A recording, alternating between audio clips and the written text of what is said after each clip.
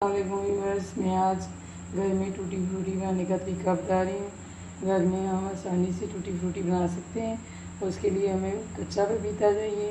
तो कच्चे पपीते को पहले हम ऊपर से छिलका उतारेंगे और उसके बाद ये हम छिलका उतारेंगे।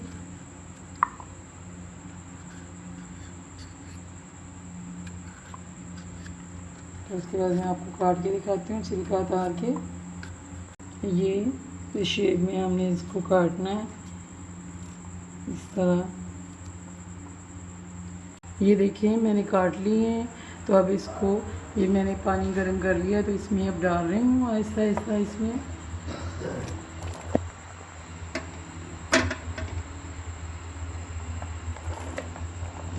इसको हम तकरीबन 5-6 मिनट इसको पकाएंगे। इसके बाद मैं आपको दिखाती हूँ पकाने के बाद। अब ये पकेगा पानी में 5 से 6 मिनट तक। ये देखिए अब ये पक गया है। इसको मैंने 5 मिनट पका लिया है। तो अब इसको मैं छलनी में निकाल लेती हूँ। अब ये पानी में मैं 1 प्याली चीनी डालूँगी। 2 प्याली मैंने पानी लिया है। तो अब इसकी चाशनी थोड़ी सी बनाऊँगी।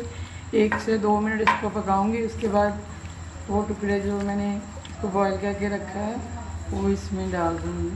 ये पानी में चीनी मिक्स हो चुकी है तो ज़्यादा इसको पकाना नहीं है। तो अब ये इसमें हम डाल रहे हैं और हमने इसको फुल आंच पे पकाना है ताकि ये चीनी इसके अंदर अच्छी तरह चली जाए। तो मैंने 10 मिनट पकाया है और इसका पानी खुश्क हो गया है और ये देखिए कम हो गया है। तो अब मैं इसको निकाल लेती हूँ। ये देखिए मैंने इनको प्यालियों में निकाल लिया है और साथ में चाशनी भी निकाल ली है। और अब इसमें मैं फूड कलर डाल रही हूँ। तो सबसे पहले हम इसमें भी हम थोड़ा सा वीना एसेंस डालेंगे। सब में थोड़ा थोड़ा चंद कतरे डालेंगे।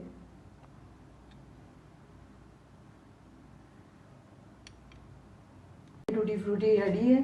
तो आप घर में इस तरीके से बनाएं। इसको निकाल के प्यालियों में से मैंने तो थोड़ी देर के लिए सुखाया है।